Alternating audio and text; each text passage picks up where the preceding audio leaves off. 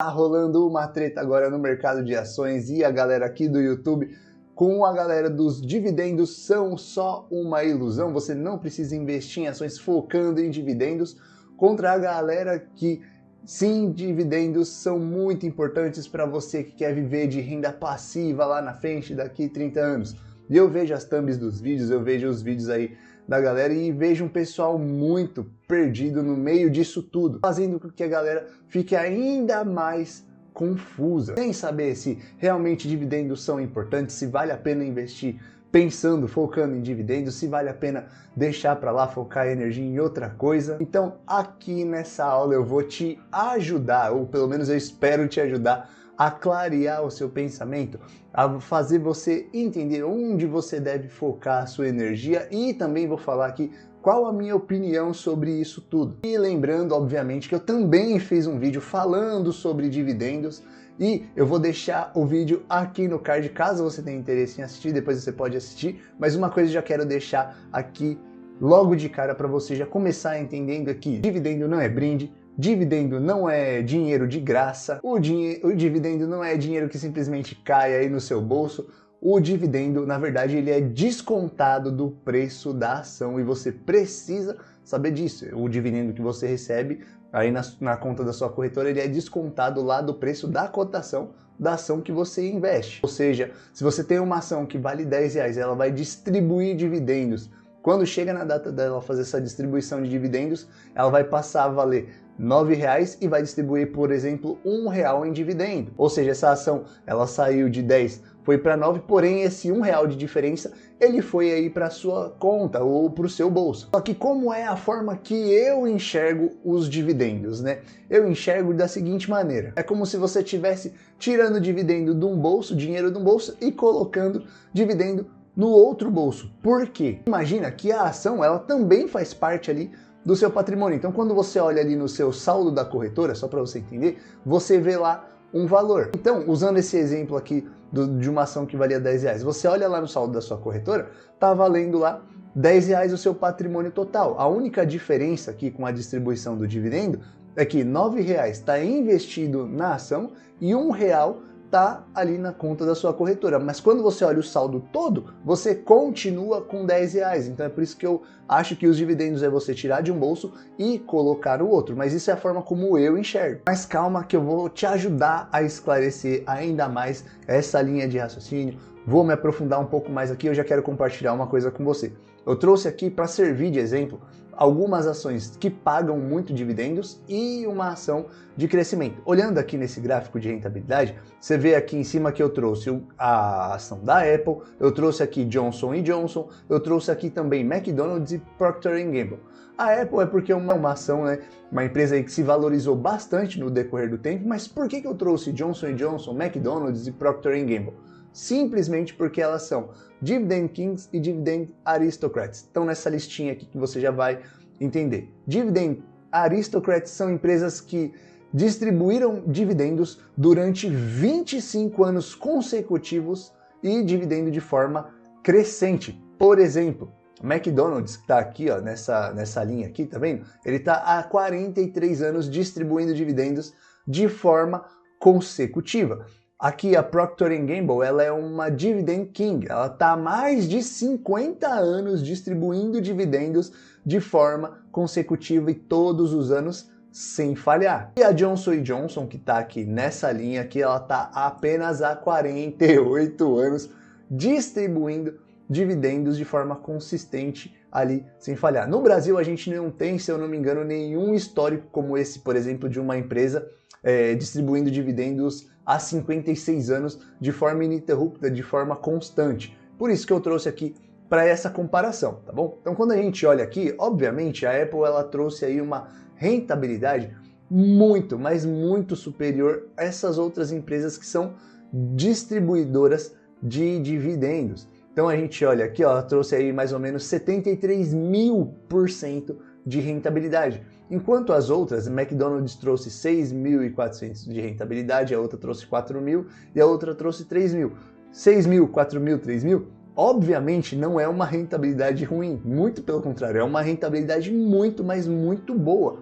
Porém, quando a gente compara aqui com a Apple, a gente percebe que essa empresa que foi de crescimento, que distribuiu quase nenhum dividendo, se eu não me engano, ela começou a distribuir dividendos recentemente, assim como a Amazon também não distribuiu dividendos, a Google, ela teve um crescimento muito maior. Mas calma, eu gosto de receber dividendos, eu não estou pregando contra os dividendos, eu só estou desenvolvendo aqui a linha de raciocínio para você conseguir entender melhor. Agora, a título de Brasil, quando eu venho aqui, por exemplo, eu separei o gráfico da VEG, separei o gráfico aqui de Taesa e de Banco do Brasil, que são duas ações aí que distribuem dividendos, que a galera gosta, e uma ação que o pessoal considera de crescimento, mas eu não acho que ela é tão de crescimento assim, você já vai entender melhor.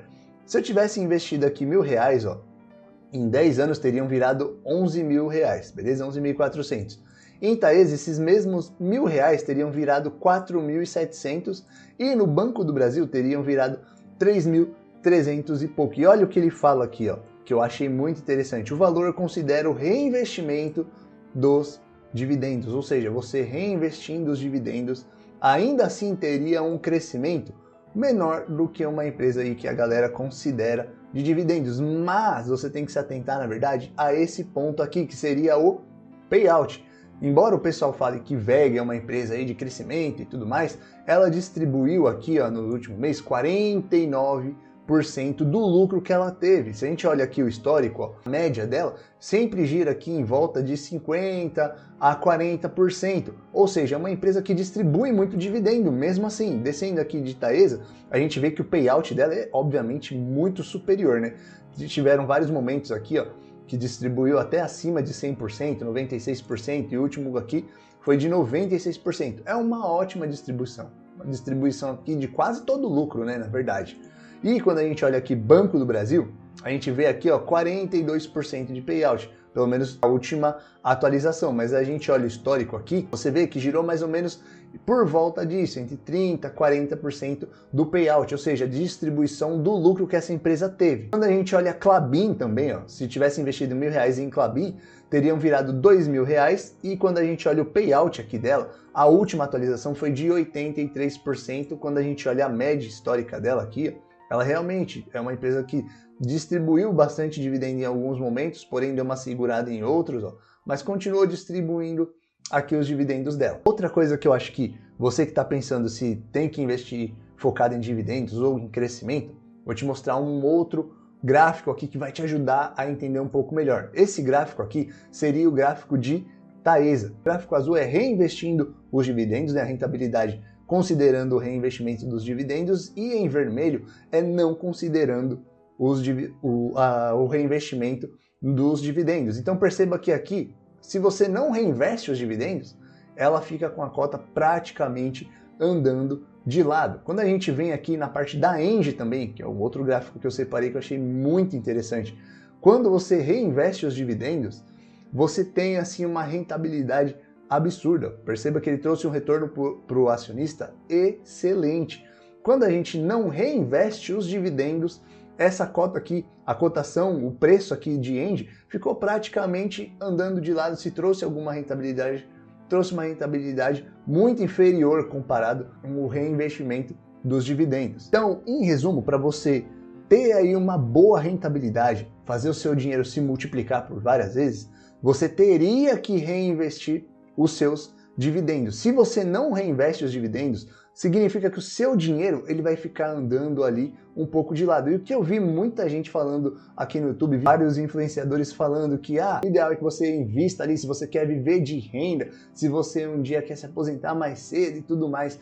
O ideal é que você se concentre em investir em empresas que pagam dividendos. O exemplo que eu vi alguns canais dando é que daqui 30 anos, quando você quiser viver de renda, o dividendo vai cair ali na sua conta sem que você precise vender cotas aí, sem que você precise se desfazer, vender as suas ações. Já uma ação de crescimento, você vai precisar vender as suas ações e com o passar do tempo, você vai vender uma quantidade de ações para sobreviver, vai chegar uma hora que você não vai ter ação ali para você vender, mesmo que tenha recompra de ações. Para quem não sabe, recompra de ações, a própria empresa recompra as suas ações do mercado e aí com isso a participação aumenta, ou seja, você acaba tendo uma valorização aí nas suas ações por fato dessa recompra. Ou seja, você teria essa vantagem aí nos dividendos, porque os dividendos você não precisa vender as suas ações ali, porque os dividendos vão pingar na sua conta para você continuar vivendo de renda.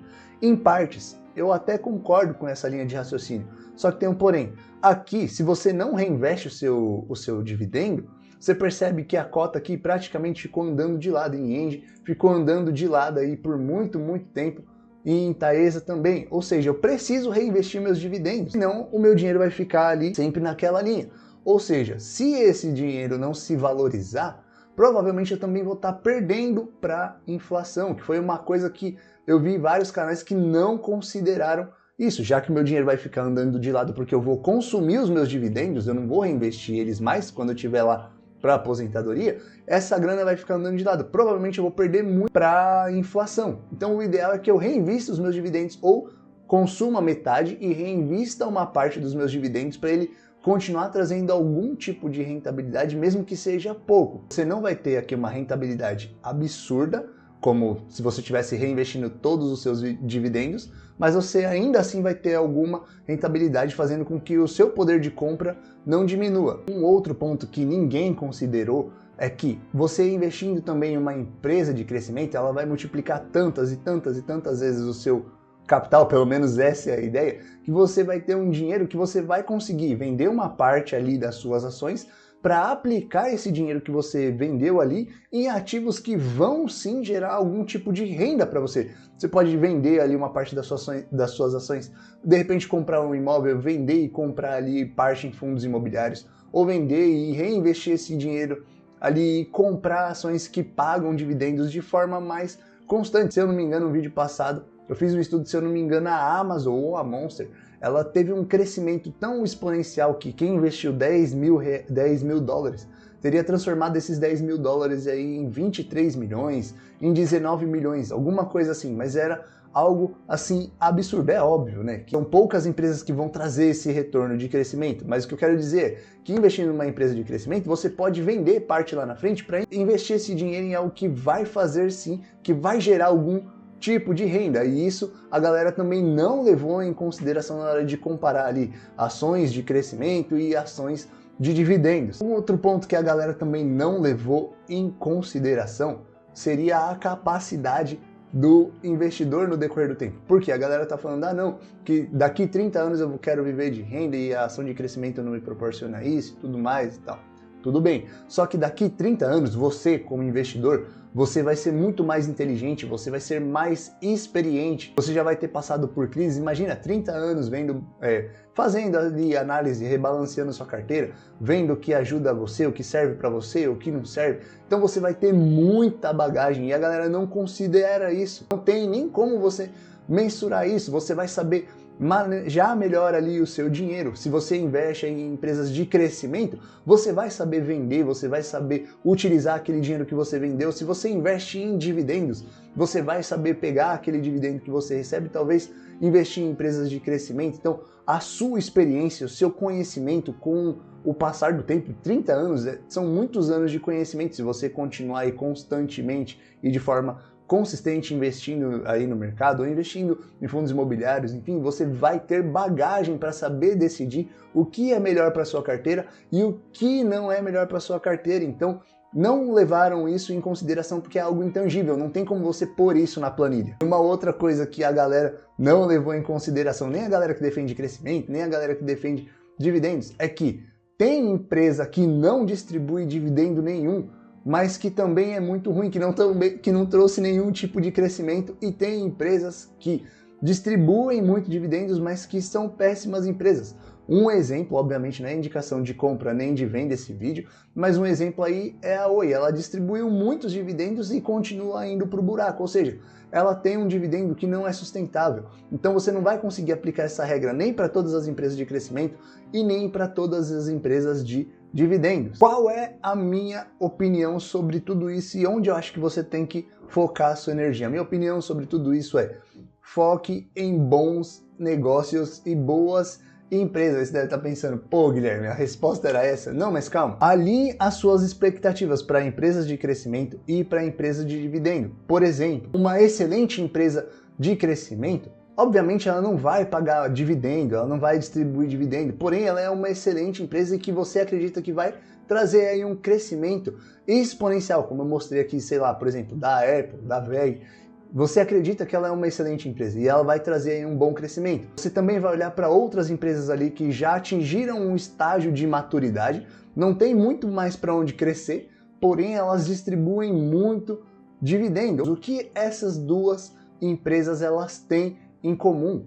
As duas empresas são excelentes empresas, são excelentes negócios. E na minha opinião, é o que você deve fazer e é o que eu faço. Me concentro em encontrar boas empresas para investir, bons negócios. Porque uma hora a empresa que é de crescimento, ela vai crescer tanto que vai chegar uma hora que ela não vai ter mais para onde crescer. Então ela vai passar ao quê? A fazer distribuição dos seus dividendos. E a mesma coisa com a empresa de dividendos, você já vai ter recebido ali tanto dividendo, aumentado tanto a sua posição, que o que vai fazer sentido não é você continuar reinvestindo os seus dividendos na mesma empresa. O que vai fazer sentido é você pegar esses dividendos e talvez reinvestir em outras empresas de crescimento ou em outras empresas que pagam dividendos ou até em outros negócios. E aí esse ciclo vai girando e a sua carteira vai crescendo, você vai sendo beneficiado. Então você vai ter uma mistura aí de ações que vão trazer um crescimento exponencial para sua carteira